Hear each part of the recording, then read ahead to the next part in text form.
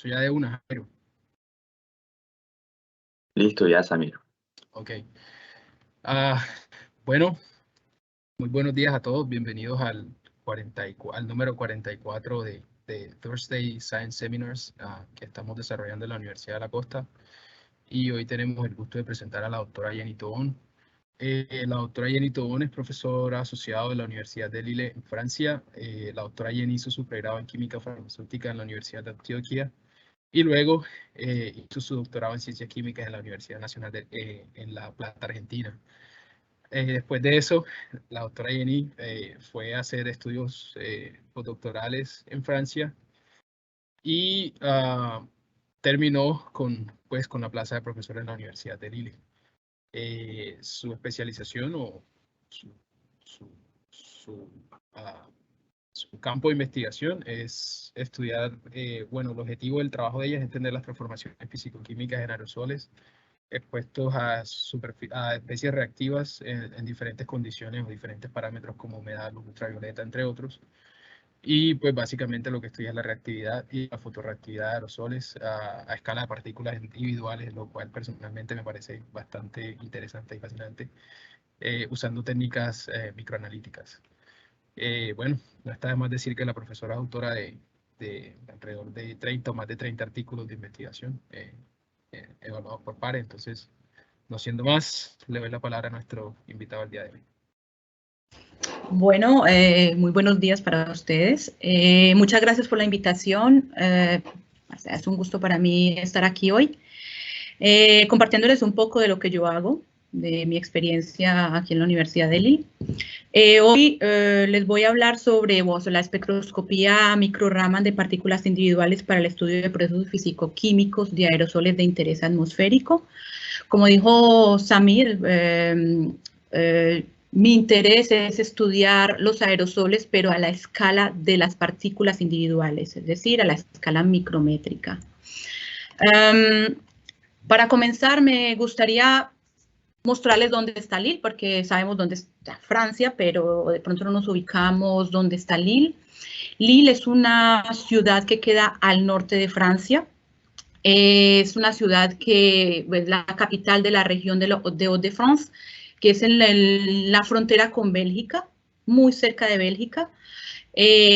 Bueno, estamos a 1 hora de París, en tren rápido, porque siempre son 210 kilómetros, a 1 hora 20 también entren a Londres y a 1 hora de Bruselas. Entonces, como ven, pues, estamos cerca de ciudades bastante importantes aquí en Europa. La Universidad de Lille es una de las universidades públicas francesas más grandes después de 2 otras universidades aquí en Francia. Contamos con 6 campus y con 75.000 estudiantes, de los cuales 10.000 son estudiantes internacionales. La Facultad de Ciencias y Tecnologías, a la cual yo pertenezco, está ubicada en el campus que llamamos Cité Scientifique, que está ubicada en una ciudad aledaña a Lille, hace parte de la metrópole, que se llama Villeneuve-d'Ascq, y cuenta con 8.630 estudiantes, de los cuales 609 son estudiantes de doctorado. El laboratorio al cual pertenezco es el laboratorio LASIR, es un laboratorio básicamente de espectroscopía. Usamos la espectroscopía para el análisis de materiales, el ambiente, etcétera, también de cosas biológicas, de material biológico. Está compuesto de 4 equipos de investigación principalmente. Somos aproximadamente entre 65 más o menos entre permanentes y doctorandos, 65 investigadores. Bueno, los 4 equipos son un equipo dedicado a la fisicoquímica del medio ambiente, al cual pertenezco, donde estudiamos los procesos fundamentales en los medios naturales, en el agua, en los aerosoles y en los sedimentos. El segundo equipo estudia las propiedades magnético-estructurales de los materiales y sobre todo centrado a la resonancia paramagnética electrónica, la resonancia magnética nuclear y a la quimiometría. El tercer equipo es la de fotodinámica, confinamiento y solvatación, para la comprensión detallada a nivel molecular de mecanismos de reacción y de interacción en medios condensados. Y el cuarto equipo es la fotodinámica, confinamiento y solvatación. Hay un pequeño error, es sobre, hay un error en mi diapositiva, les pido disculpas, es sobre imágenes micro y nanométricas de sistemas fotoactivos.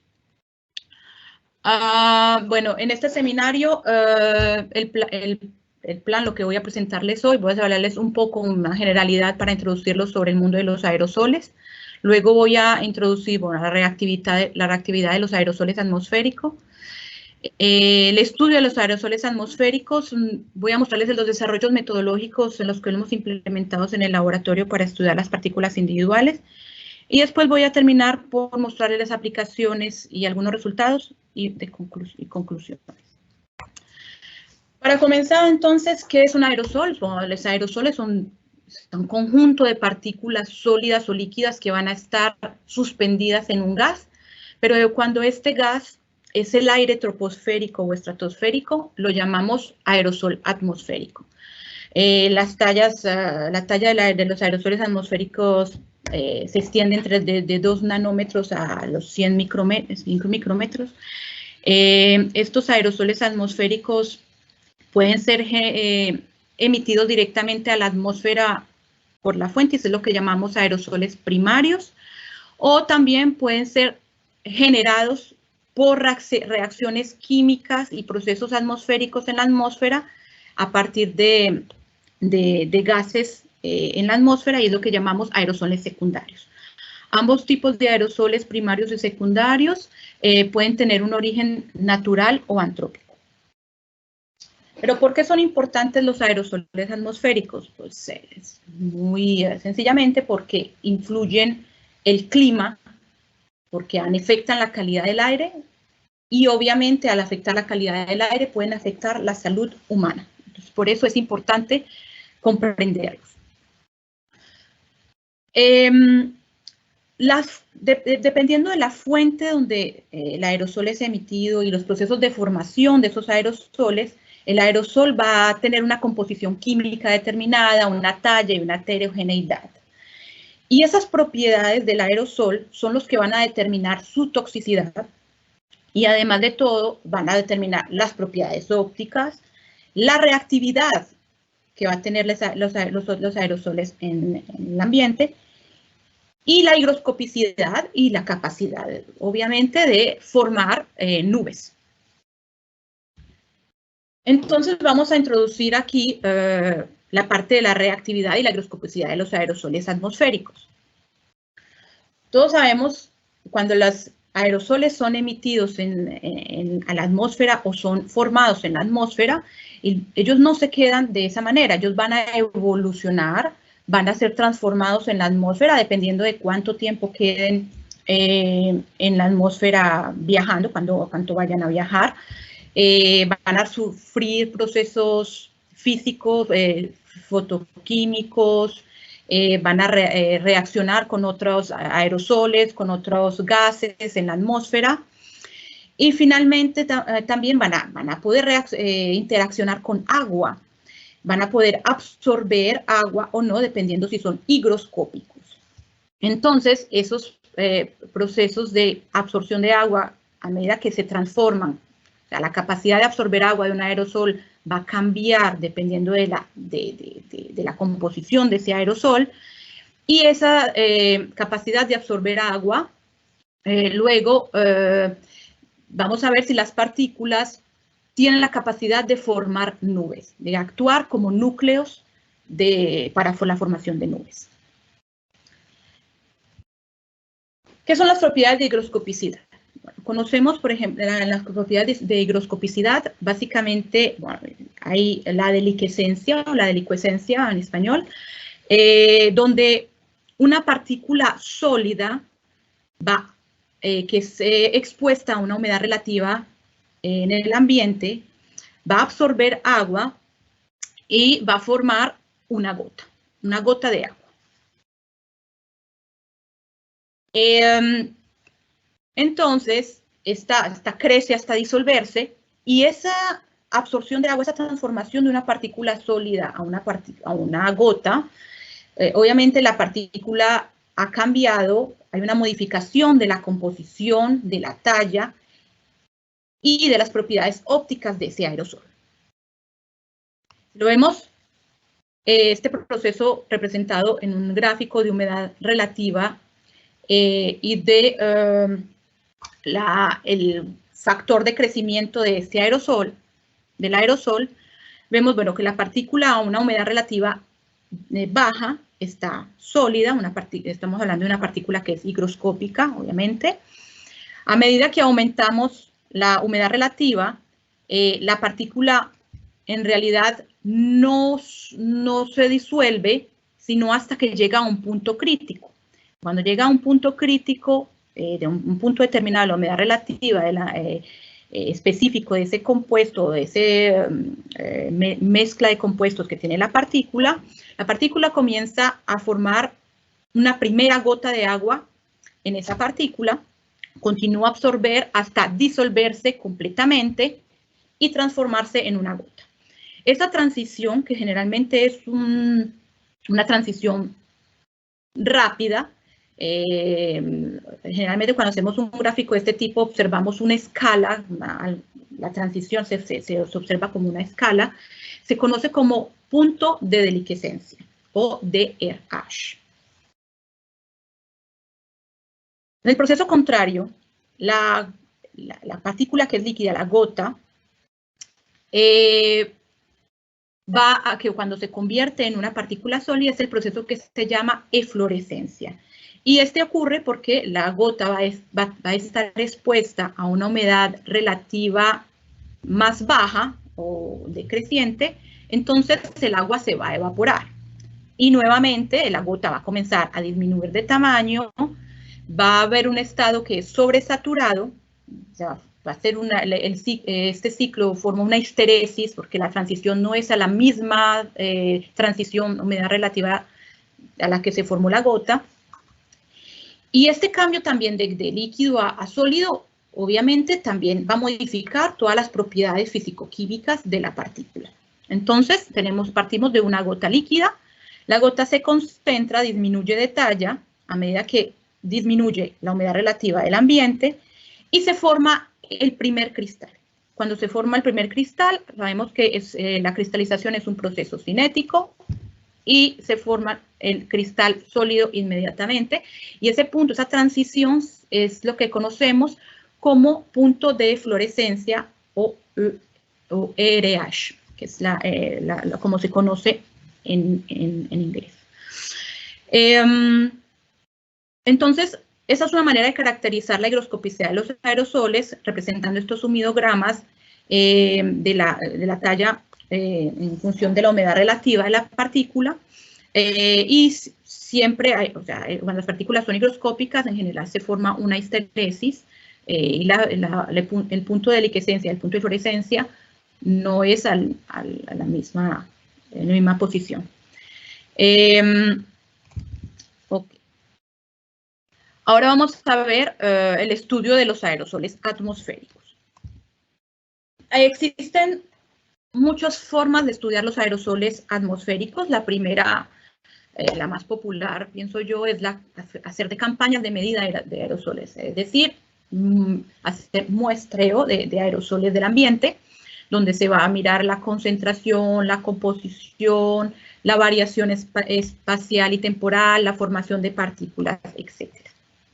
Existe también los estudios en laboratorio, donde vamos a mirar las propiedades físico-químicas de los sistemas, de sistemas modelo que son representativos de lo que encontramos en la atmósfera. Ahí vamos a poder estudiar la reactividad, la formación de partículas, la higroscopicidad, las propiedades ópticas, y todo para poder predecir luego qué va a pasar con los aerosoles en la atmósfera. En general, bueno, en los estudios de laboratorio existen dos métodos. Un método que es macroscópico, que son las medidas en volumen, donde vamos a analizar una cantidad enorme, una población enorme de aerosoles y luego vamos a encontrar una media de la propiedad medida. Estas medidas se hacen sobre todo en cámaras de simulación atmosférica, en tubos de flujo laminar, etc. Y existen los estudios sobre las partículas individuales. Y bien, en este lugar vamos a obtener, o sea, en este modo vamos a obtener información sobre una sola partícula a la vez, porque la partícula va a ser nuestro mundo, vamos a decirlo de esa manera. Para estudiar las partículas individuales existen dispositivos de aerosol depositados sobre sustrato, o sea, vamos a colectar o vamos a formar partículas y las vamos a depositar sobre un sustrato especial para las partículas, para poderlas después estudiar en diferentes técnicas. O existen también los experimentos en levitación, los que llamamos pinzas ópticas, que es la levitación por medio de la luz, suspensión electrodinámica, que es una levitación por medio de la electricidad. Y después están las pinzas acústicas, que es la levitación por medio del sonido. Y una tercera forma de estudiar los aerosoles atmosféricos es haciendo modelización atmosférica. Por ese tipo de modelización se van a predecir las concentraciones, el transporte de las partículas, la variación espaciotemporal, etc.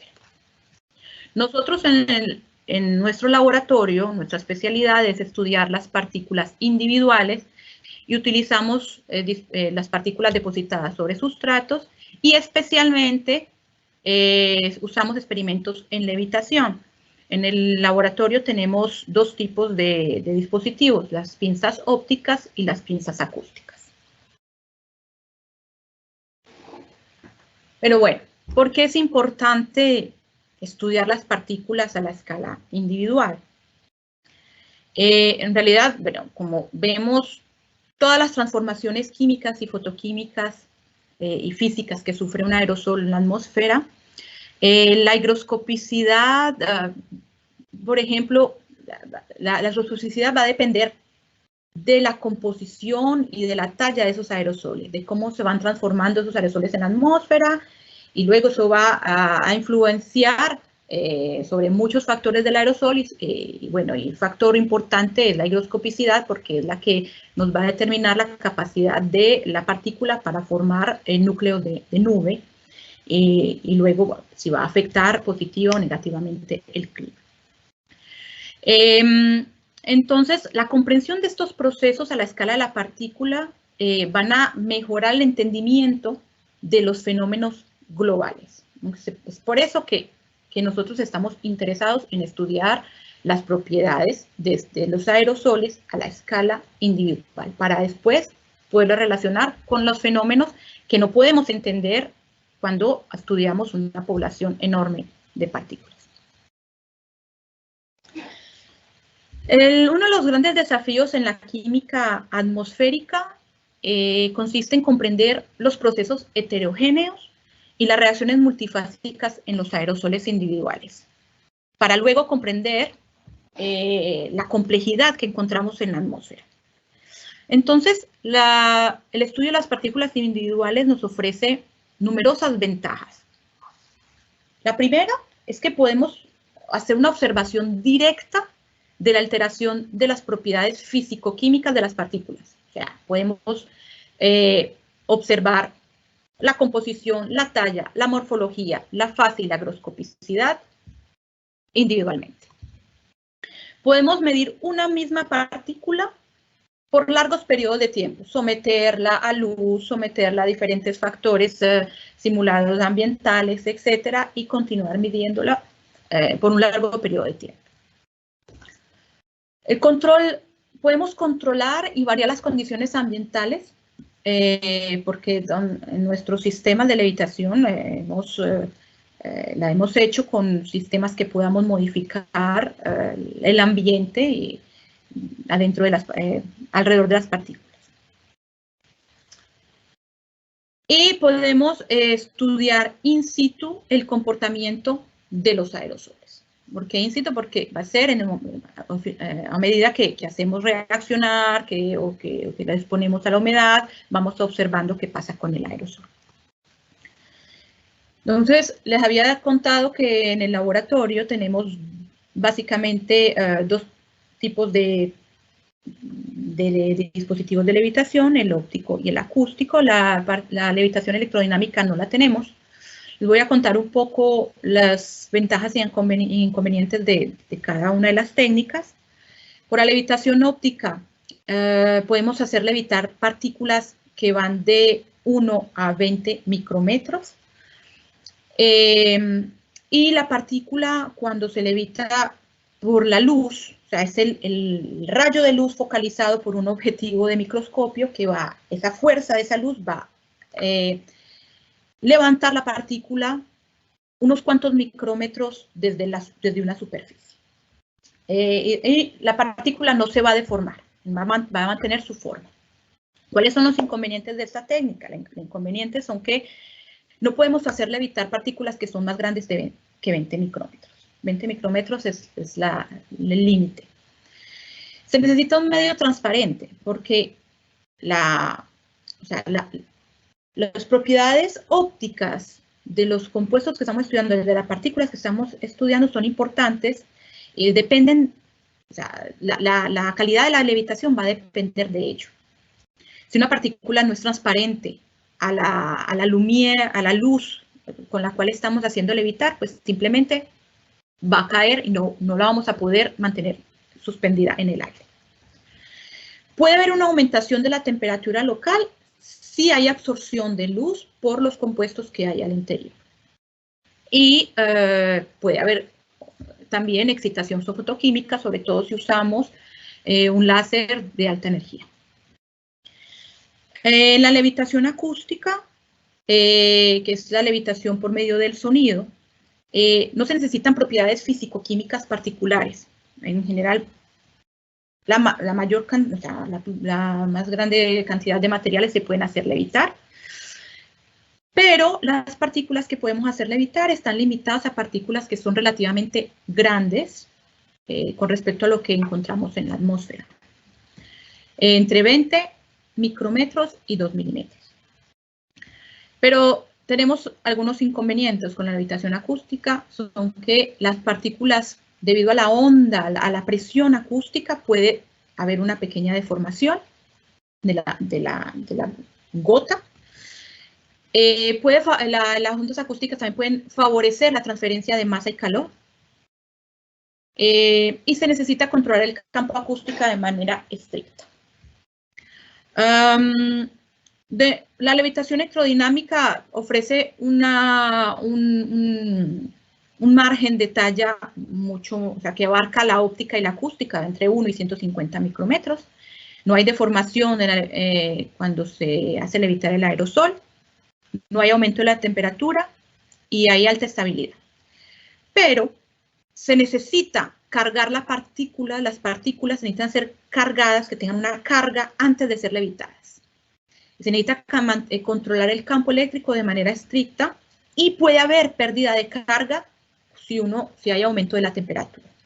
Entonces, también la desventaja es que si la partícula está cargada, las cargas pueden modificar la propiedad, la reactividad de las partículas. Por ese motivo nos hemos centrado solamente con la levitación óptica y acústica. De un modo u otro, estas dos técnicas, óptica y acústica, son, vamos a decir, que pueden ser complementarias, porque la una nos permite las partículas más pequeñas, la otra las partículas más grandes. Entonces, tenemos en realidad las dos rangos. Nosotros hemos decidido acoplar nuestros sistemas de levitación con la microscopía Raman. Para estudiar los aerosoles existen numerosas técnicas, existen las espectroscopías de microinfrarrojo, micro-Raman, de fluorescencia, rayos X, microscopía electrónica, etc. Nosotros hemos decidido hacerlo por microscopía Raman. ¿Por qué? Porque la microscopía Raman nos permite estudiar las modificaciones estructurales que ocurren a la escala micrométrica. Nos permite identificar de manera inequívoca las especies moleculares, determinar la composición de la partícula en fase sólida y en fase condensada in situ. Nos permite determinar la talla de las partículas porque estamos hablando de microscopía Raman, que es básicamente un espectrómetro Raman acoplado con un microscopio óptico. Y además de todo, también podemos determinar la temperatura local de las partículas. Bueno, ahora les voy a mostrar algunos desarrollos metodológicos para el estudio de partículas individuales, las que hemos implementado aquí en el laboratorio. El primero es la célula de levitación acústica que está acoplada al microscopio Raman. Para comenzar, bueno, quisiera introducirles un poco la espectroscopía Raman. No sé si todos lo manejan, pero no está de más recordarlo. La espectroscopía Raman, cuando una luz monocromática interacciona con una muestra, la luz puede ser, o sea, va a haber muchos fenómenos que van a ocurrir. Por ejemplo, la luz puede ser transmitida, puede ser emitida, puede ser reflejada, pero también va a haber una cantidad de luz que va a dispersar, la dispersión de la luz. En esa dispersión de luz puede haber una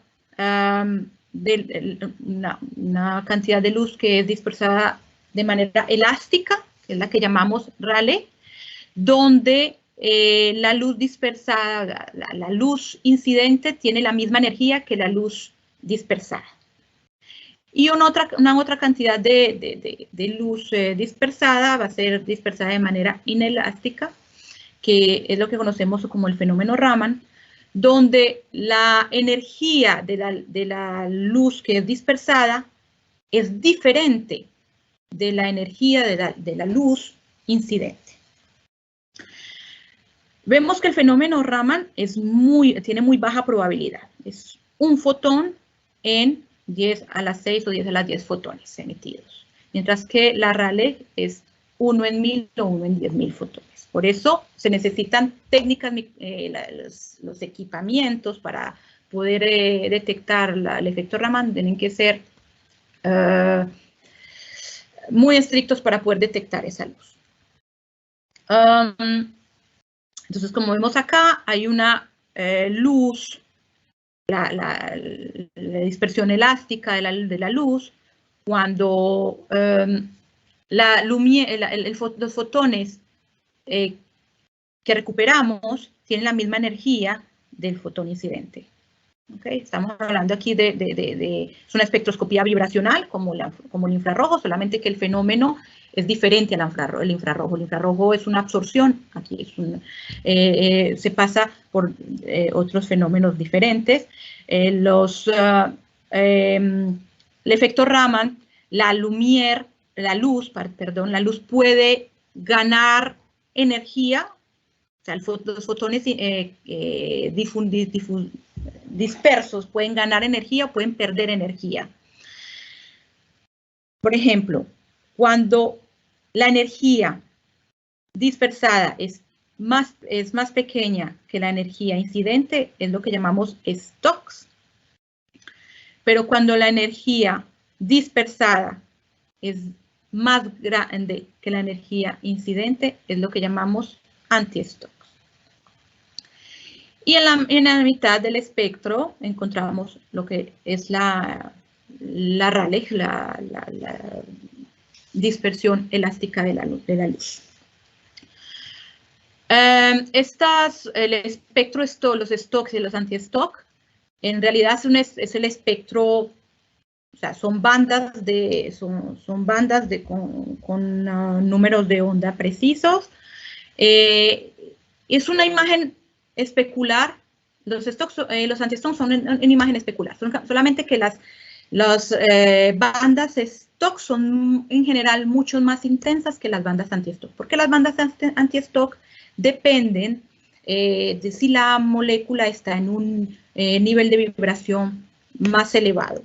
O sea, por ejemplo, cuando se trabaja a temperatura ambiente, tenemos un espectro Stock y anti-Stock. Si aumentamos la temperatura, las bandas Stock van a aumentar porque la molécula se va a poblar los niveles vibracionales más elevados. Y los Stock van a disminuir. De esa manera, podemos también llegar a una relación para calcular la temperatura local de una muestra. Ok, entonces la espectroscopía Raman la hemos acoplado con las diferentes técnicas de levitación. Pero, ¿qué es la levitación acústica? Aquí les traigo una diapositiva para mostrarles en qué consiste.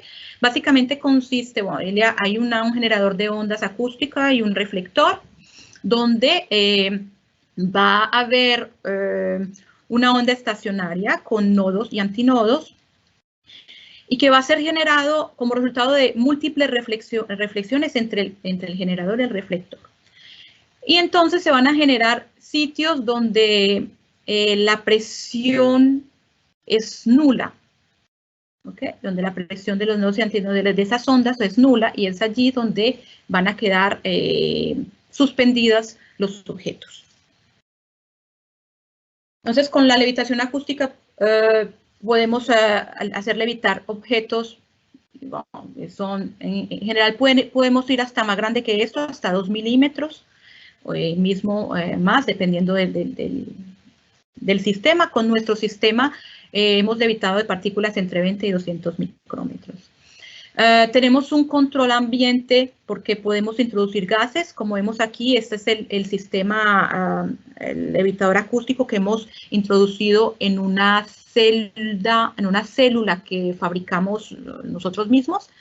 Es una celda adaptada para poder trabajar con un microscopio óptico que tiene una distancia de trabajo limitada. Por esta celda, en esta celda tenemos entradas y salidas de gases para poder modificar el ambiente y la humedad relativa. La hemos equipado también con ventanas de cuarzo, para lo cual podemos hacer irradiación, podemos hacer estudios fotoquímicos. Tiene posibilidad de mover en X y en Y y en Z para poder focalizar la partícula. Luego está el microscopio Raman, ¿okay? Y en el microscopio Raman tenemos una videocámara donde podemos visualizar las partículas, y por este microscopio va a llegar el láser con el cual se va a hacer el efecto Raman, y vamos a colectar también la señal Raman. Entonces podemos observar de manera in situ la morfología y la composición química de partículas individuales. El otro sistema que hemos acoplado con la espectroscopía Raman es la levitación óptica, que, como les dije anteriormente, es una levitación por la fuerza de la luz. Básicamente, aquí las partículas dieléctricas van a migrar a lo largo del gradiente hacia la región del campo eléctrico más fuerte, que es el centro del haz. Entonces, aquí vemos debajo, esta es la foto real de nuestro sistema. También hemos fabricado una célula sobre medida para poder trabajar en el microscopio. Aquí debajo observamos el objetivo de microscopio que focaliza el láser de levitación, o sea, la pinza óptica es un objetivo de apertura numérica grande para poder levitar la partícula. Tenemos aquí el microscopio Raman con su respectivo objetivo, los cuales tenemos que sincronizar para poder estudiar la partícula. Luego aquí vemos una lámpara de irradiación, porque también hemos equipado la celda con diferentes ventanas de cuarzo para poder irradiar si es necesario.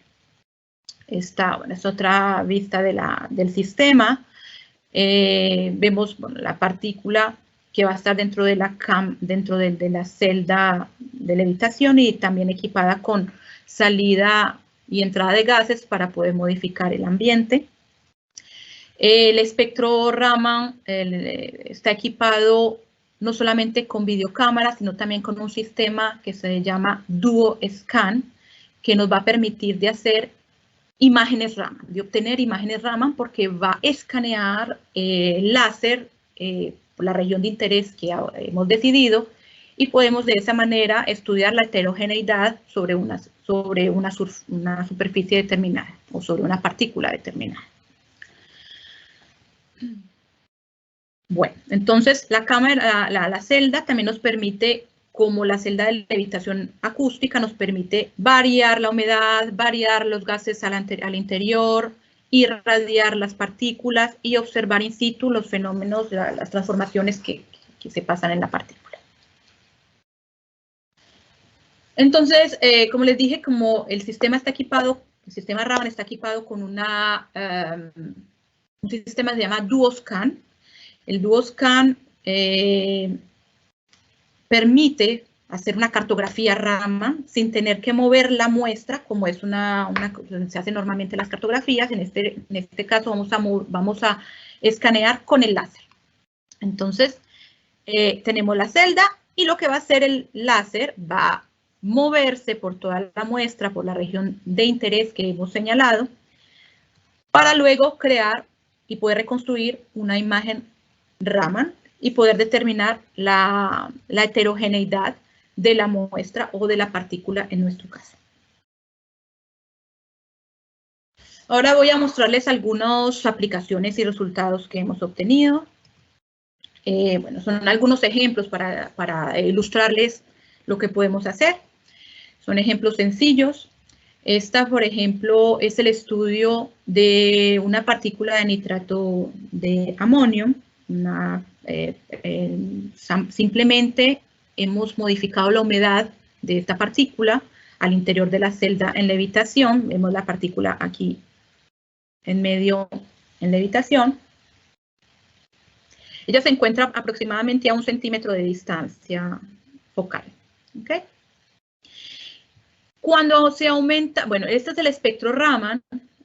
Aquí en el lado izquierdo vemos el espectro Raman de las partículas en función de la humedad relativa. Cuando aumentamos la humedad relativa, esta banda, este pico Raman, que es representativo del estiramiento simétrico del nitrato, vemos que es una banda fina a una posición determinada.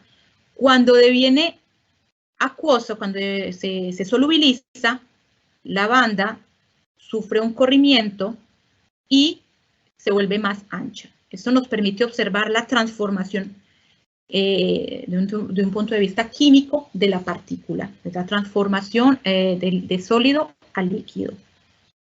Luego disminuimos la humedad relativa y observamos que nuevamente la partícula deviene sólida, pero a una humedad relativa mucho más baja de lo que fue la transformación de la deliquescencia. También observamos las partículas, podemos ver las fotos de las partículas y observamos cómo aumentan o disminuyen de talla dependiendo de la humedad, y podemos construir también el humidograma para determinar los puntos de deliquescencia y de fluorescencia. En este otro estudio hemos estudiado la fotoquímica de una partícula que contiene nitrato de sodio. Conocemos que el nitrato, cuando es fotonizado con una luz de alta energía, se transforma en nitrito. Esa es bien conocido. Nosotros lo quisimos hacer en levitación también para validar un poco nuestro sistema. Se irradió la partícula en diferentes tiempos y pudimos observar las transformaciones morfológicas en cada paso de la irradiación, y también hicimos el estudio de la higroscopicidad a tiempos de humedad, a tiempos de fotólisis diferentes. ¿Okay? Cuando la partícula no está irradiada, la partícula del compuesto puro, observamos una sola transición de deliquescencia. Cuando la partícula lleva 5 horas de irradiación, podemos observar que se vuelve un poco más compleja la curva, porque se está empezando a formar otros productos. A 5 horas tenemos el peroxinitrito que se forma, lo observamos en este otro espectro en función del tiempo de irradiación, ¿okay? Donde observamos que a 5 horas se forma el peroxinitrito, determinamos por espectroscopía Raman sin ninguna equivocación. A 10 horas de irradiación observamos que hay otras transiciones que se forman, es decir, que hay como solubilizaciones parciales. Hay una solubilización, continúa a absorber agua y después hay otra solubilización. Es como si hubiesen muchos puntos de deliquescencia y se llaman puntos de deliquescencia mutuales. Y observamos que se ha formado también el peroxinitrito y el nitrito. O sea, que hay una aumentación de la concentración de esos productos y además observamos, como estamos trabajando con un aire ambiente, observamos que hay una absorción de CO2 del ambiente y observamos que se forma carbonato al interior de la partícula. Y a 15 horas, nuevamente, como los productos son mucho más alta concentración, pues ya esta curva de deliquescencia deviene mucho más compleja. Y observamos las consecuencias de la reactividad de los productos de reacción sobre las propiedades de higroscopicidad de las partículas. Nuevamente, en meditación acústica podemos ver simplemente las transformaciones morfológicas cuando pasamos de líquido a sólido, cómo se transforman las partículas. Las podemos caracterizar morfológicamente por espectroscopía óptica y a la vez químicamente por medio del espectro Raman. Nos vemos aquí la diferencia entre una partícula líquida y una partícula sólida. El espectro es diferente en la forma y en la posición de las bandas. También hemos utilizado estos sistemas para estudiar la reactividad activada por la superficie. Por ejemplo, este es un compuesto, un tiol, que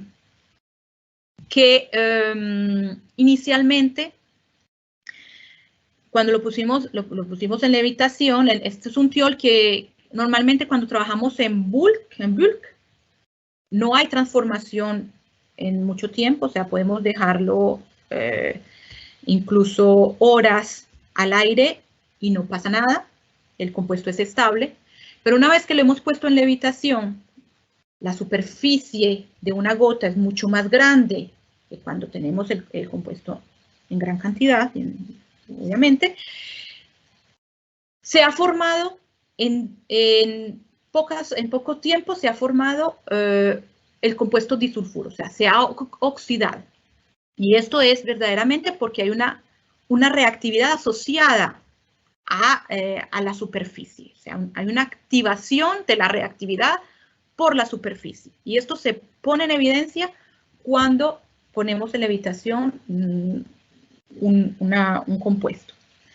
¿Esto por qué? Porque es importantísimo en el hecho de que podemos determinar de que es importante trabajar a la escala de la partícula, pero también en levitación, porque estamos mirando procesos que no podemos evidenciar cuando trabajamos en bulk o cuando las partículas están depositadas en superficies sólidas como sustratos.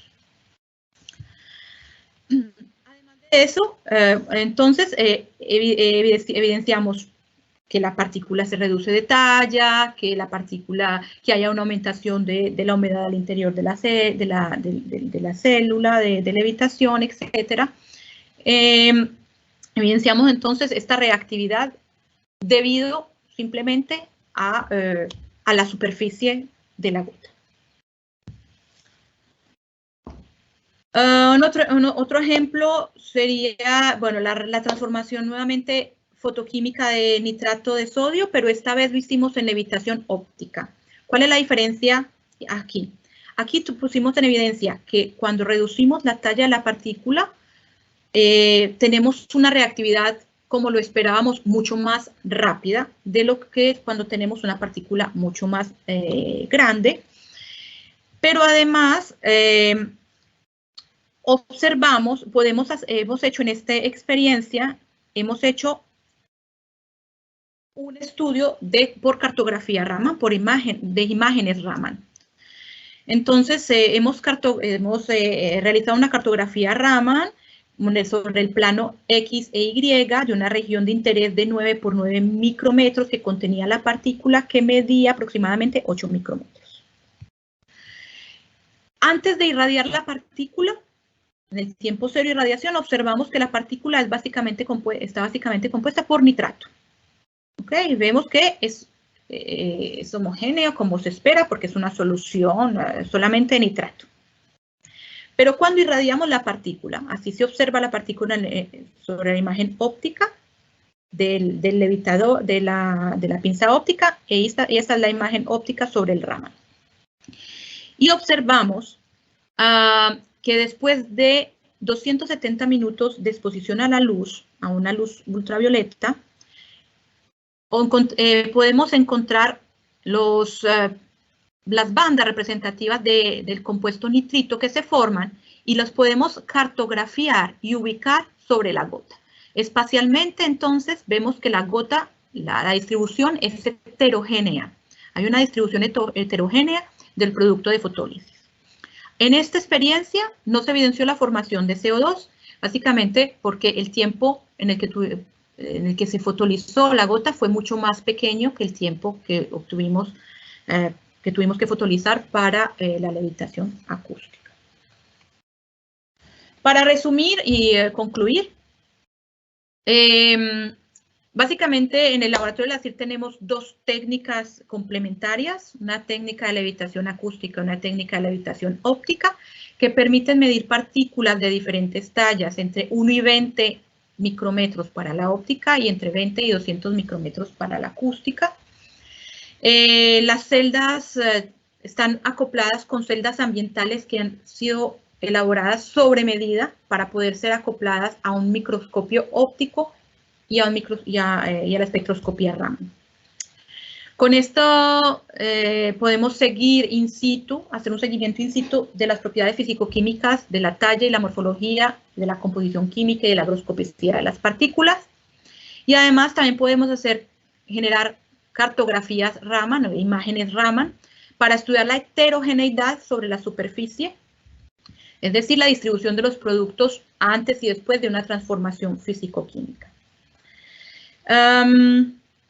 Entonces, en levitación, la observación de los fenómenos que se lleva a cabo a la escala de la partícula es una función súper importante. Es importante porque nos permite evidenciar la activación por la superficie debido a la partícula en sí. Y entonces esa activación va a generar reacciones químicas y fotoquímicas que son inesperadas, que no esperamos en otras condiciones y que no podemos observar sobre otras condiciones. Entonces, bueno, esta es la importancia de hacer las reacciones con levitación. Para hablar de otras aplicaciones, esas técnicas pueden ser aplicadas al estudio de reacciones de oxidación catalítica o fotocatalítica, por ejemplo, producidas en superficies de la partícula. Puede ser usada también para el estudio de aerosoles medicamentosos, aerosoles fungicidas, bactericidas, y en los cuales podemos observar la cristalización, la influencia de la humedad, etc. Bueno, esto es todo lo que quería comentarles hoy. Muchas gracias por su atención. Les agradezco evidentemente a la Universidad de la Costa por haberme invitado a este seminario y a todos los proyectos y todos los que nos patrocinan para que estos proyectos puedan surgir. Muchas gracias.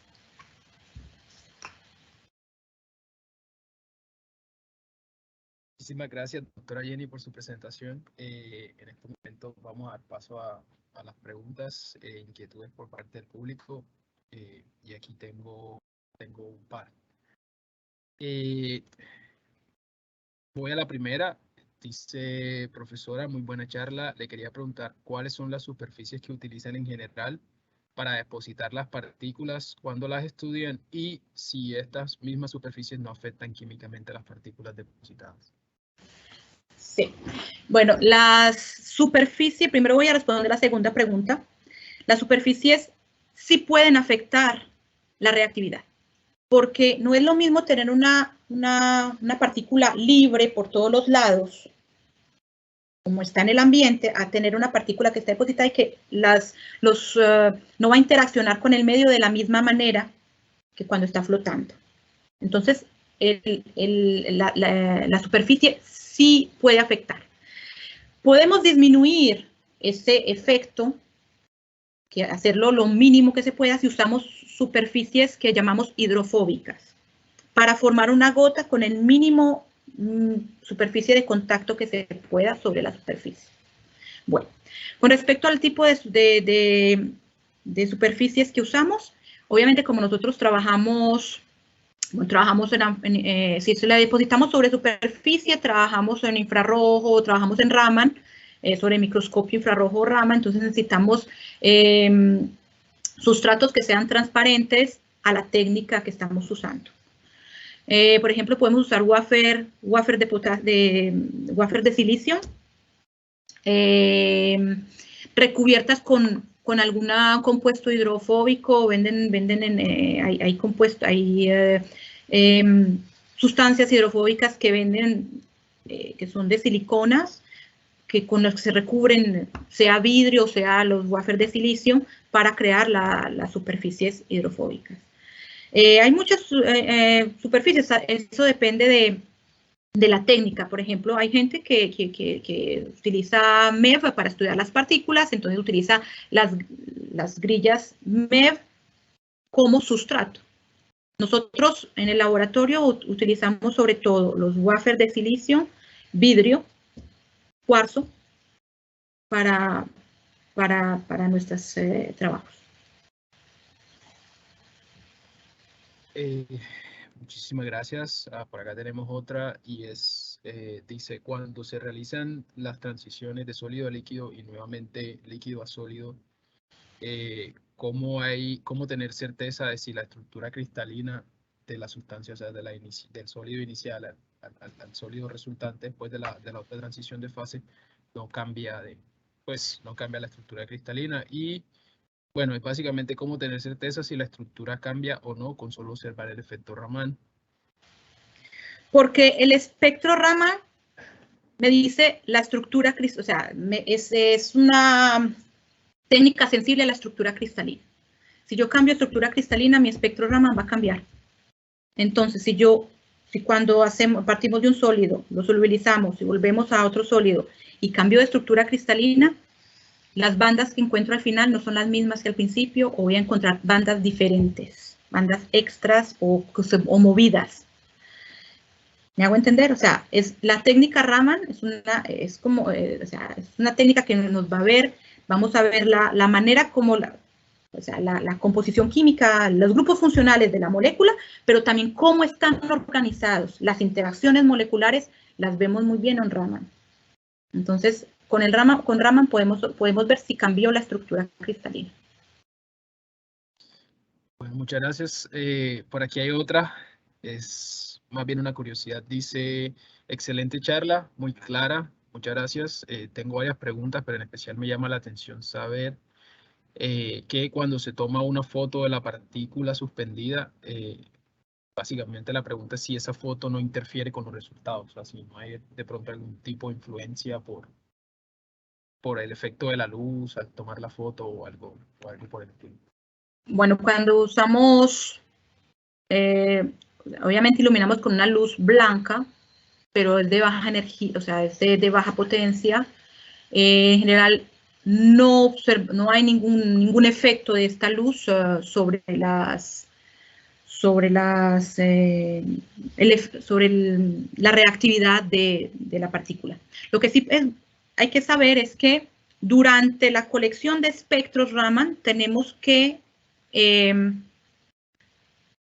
parar, tenemos que esconder la luz blanca, porque la luz blanca me va a afectar mi espectro. Yo no puedo dejar pasar la luz blanca mientras colecto mi espectro Raman.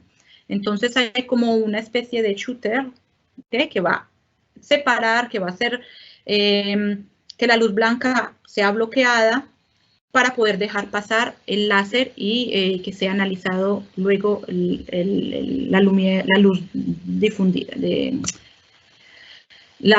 efecto Raman de la partícula. ¿Es que respondí a la pregunta? Sí, sí, claro. Sí, no tenemos ningún efecto. Bueno, yo tengo una pregunta, pero es un poco más fundamental. Al principio, cuando usted estaba mencionando los diferentes tipos de levitaciones que se pueden realizar para estudiar estas partículas, habló de la levitación acústica y mi pregunta es ¿por qué se da ese aumento de transferencia de calor y masa cuando se utiliza la levitación acústica? Es muy buena pregunta, porque tampoco es que yo tenga la respuesta 100% cierta, pero supongo que debe ser por las presiones ejercidas a los lados de la partícula, porque hay una presión positiva, una presión negativa, y eso hace deformar la partícula un poco y puede hacer una aumentación. No sé si es la respuesta correcta, porque les digo, no tengo la respuesta exacta, pero supongo que eso puede influenciar. Bueno, muchísimas gracias, profesora. No sé si le damos la palabra al profesor Jairo para que cierre el evento. Bueno, con mucho gusto. Muchas gracias a ustedes. Muchísimas gracias por acompañarnos, por participar y por la tan excelente presentación que nos presentó. Bueno, profe Jenny, muchísimas gracias por estar con nosotros aquí el día de hoy. Muchísimas gracias también al público. Conocemos que es un horario no habitual en el cual venimos realizando los seminarios, pero la profe se encuentra en Francia, entonces este horario le quedaba muchísimo más cómodo. Bueno, profe, y también a futuro, si quiere seguir comentándonos acerca de su investigación, si quiere regresar con nosotros el siguiente año para comentarnos acerca de algunos avances, tiene la puerta completamente abierta con nosotros. Y también si algún otro profesor del departamento o profesora esté interesada en colaborar con usted, también tiene las puertas abiertas. El profesor Samir puede servirnos como enlace ahí de contacto. Entonces, sin más preámbulos, le damos el cierre al evento y los esperamos dentro de 2 semanas con el siguiente seminario. Hasta pronto. Hasta pronto, muchas gracias. Claro que sí.